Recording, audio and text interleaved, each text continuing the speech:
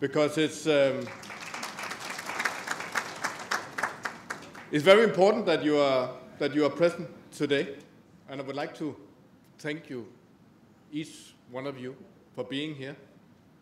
Because by being here today, you make a difference for the maritime industry. You contribute to a greener and more sustainable maritime business. So it's very important that you're here with us today.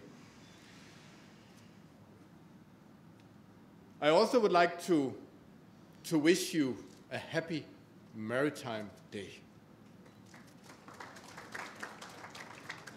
It's an important day. It's an important day globally. It's an important day for Pakistan. It's also an important day for my country, Denmark, because we Danes, we have been seafarers, for centuries. Seafaring is in our blood. We have a history filled with romantic stories and tragic stories of seamen and how they have crossed the different oceans, and you all know those tales. We are also very famous for our Vikings, and we have very good friends here from America and from England, and our Vikings, they used to sail to those countries. It's quite some years ago, though. It's 1,000 years ago we were there as Vikings. Those days are gone now, and Denmark is a very, very small country these days. But actually, when it comes to seafaring, Denmark is still a big nation. But there's one other area that makes Denmark a global superpower. And then when we talk about sustainability, when we talk about renewable energy, when we talk about energy efficiency or energy conservation, Denmark is actually a global superpower. And I'm very proud of being Danish because we are that.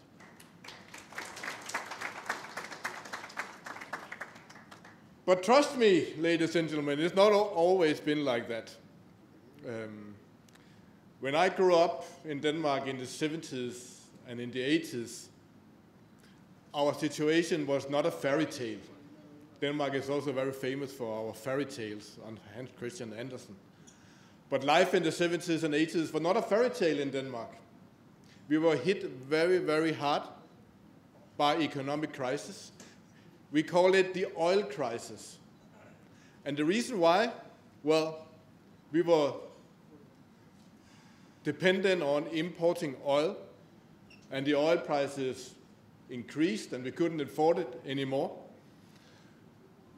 So we need to make some decisions at that time. We couldn't rely on oil. It was too politically sensitive. We couldn't control it ourselves. It was very, very bad business, and it was way too dirty. So we had some very brave politicians at that time saying that we need to transform fundamentally our society and go green. And that's what we did. And today, my home country is basically 100%, our energy sector relies on wind and solar and hydro. And we are also very committed when it comes to seafaring. We are very committed to decarbonize this maritime industry. We have one of the world leading maritime businesses, companies, Maersk. Maersk just 2 weeks ago launched their first methanol-powered container vessel, being completely carbon neutral. They have set a target of being completely carbon neutral across all business areas of their huge business by 2040. And if you want to see how that works in practice, you can just go a few kilometers from here and visit their huge logistical center at Port Qasim. It's unbelievable, ladies and gentlemen.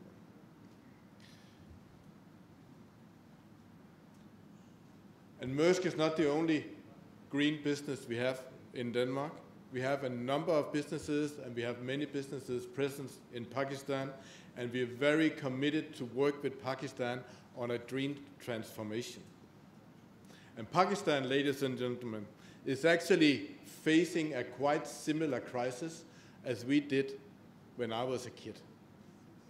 Pakistan can also not rely on imported oil and coal. Pakistan cannot afford it anymore, and the climate, the world cannot afford it anymore.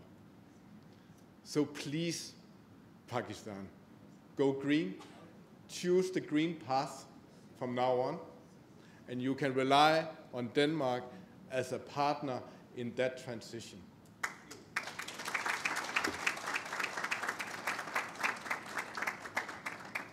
So thank you. You play each one of you all play a very important role for a greener future, for ourselves, for our children, and whoever comes after us. Thank you.